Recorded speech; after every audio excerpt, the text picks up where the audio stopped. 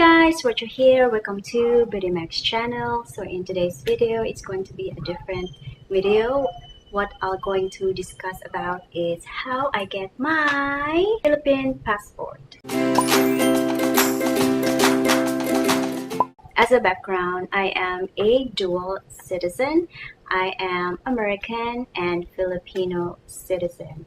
So I acquired my American citizenship 2010. Okay, so on that very same year, I also applied my Filipino dual citizenship, but I didn't get my Philippine passport. I wasn't really planning of getting my Philippine passport since I don't really travel or using my Philippine passport to travel places. I didn't really think about it until we decided to move here in the Philippines. So we moved here November of last year, which is 2018. When I entered the country using my American passport, the immigration officer at the counter told me that my balikbayan visa is only going to be good for 1 year, as well as my son. I need to get my Philippine passport. So I told the immigration officer, yes, I'm gonna be doing that. So when I get to the country, I come across about having the difficulty of booking a appointment online. Maybe I just have to wait for a bit. Not until March when I wanted to open a bank account. So I got a job here, and the company only requires one bank, and they are very specific on what bank they are going to use. When I went to the bank, they wanted a government issued ID, so that would include passport ID, Philippine passport, driver's license, postal ID, social security ID. Try to process my postal ID and my social security ID, and it took a while. The only best bet I could get is my Philippine passport, so which I did right now. In this video, I'm going to show you what are the process and what are the requirements. This is what I did before I get my appointments. My appointment was, I booked it online. It was a good thing because there was a POW near me, so I was able to get a slot. So I was very happy because they were only have a limited time in my area. So I was lucky that I was able to get a schedule. Once I was done with my application online, they give me a confirmation and reference number. Okay, so this reference number, you have to use this to pay to any of the accepted center for DFA. You can either go to 7-Eleven, other facility or other sites. For me, I was close to a Bayad Center in Robinson, so I went there. And with the POW in my area, you are going to pay the express fee, which is 1,200 pesos. And on top of that, you're gonna pay a 50 pesos processing fee. Okay, so that would for one person, okay, or for one person, either an adult or a child. So what are the requirements for the passport? Okay, so I am good as a new applicant. When you acquire your citizenship, the old passport that you have, mine was already expired, so nevertheless, it's not really valid. The requirements are, you need to have a PSA authenticated birth certificate and also a copy. Original identification certificate issued by the Philippine Foreign Service Post or the Bureau of Immigration. So I have my order of approval, identification ID, and reacquisition letter. All original should be on hand, and as well as the copy. You need to have a government issued ID. So on the day of my appointment, It was very easy there actually. I was done actually like 30 minutes. They issued me an appointment letter. It would tell you what time you're gonna go, and then when you go in, there is some chairs over there, and there will be a one person in charge where that person will gonna check all your documentation. That in charge will also gonna check your appointment and your documents, okay, if you have it with you. She will just check on the computer and confirm it, and then you go to the next step where this that personnel will already go through your document. Here's the clinch. So when I was there, the TFA staff or personnel asked me, can you provide me a government issued ID? And I said, I don't have a government issued ID. I only have the secondary ID. I showed them my NBA clearance, so that was acceptable. And then he needs one more.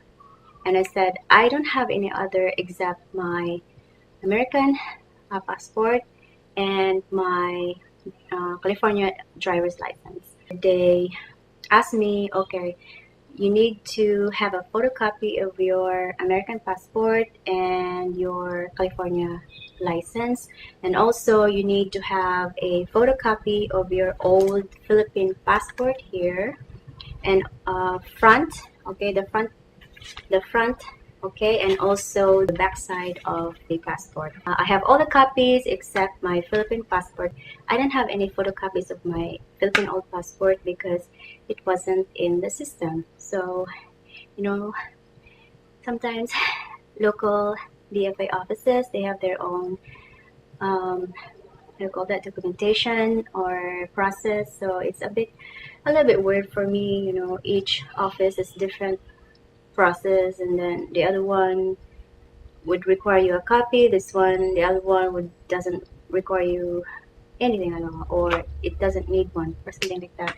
I mean, so what I mean is just each one has just different process. Okay, so I went to the nearest photocopy center there, was able to grab it, and then I went back. So everything was complete. Okay, I have my birth certificate, I have my dual citizenship documentation and photocopies, but they questioned me on my government IDs. I really stressed them out that I just relocated in the country. I am just a new resident, so I do not have any IDs.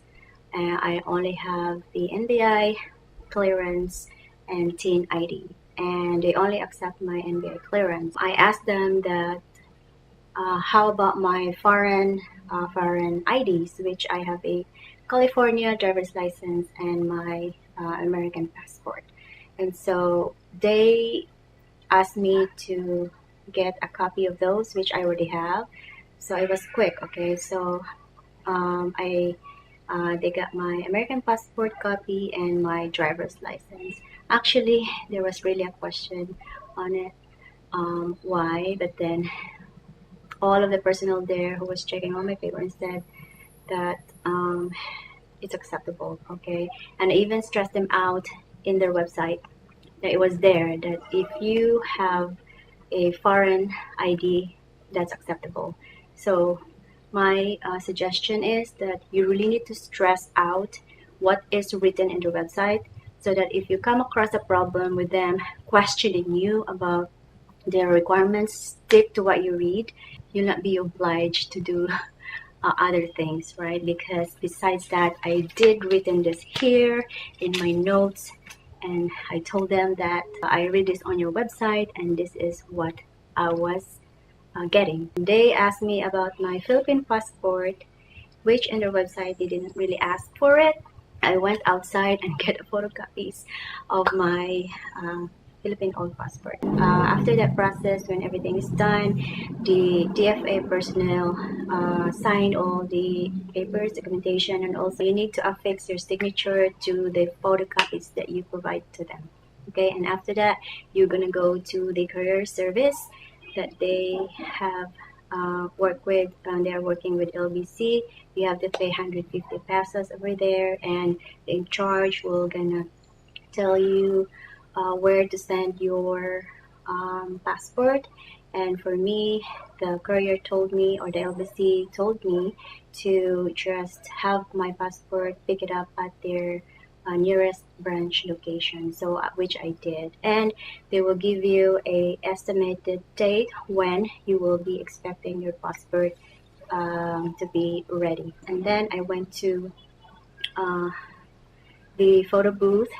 Before you go to the photo booth, there were two in charge there, and one person checked that I have all the requirements, and he attached something in there on my documentation. I signed it there, and then when I go to the photo booth, the in charge just making sure that I have all the information correct, my name and everything.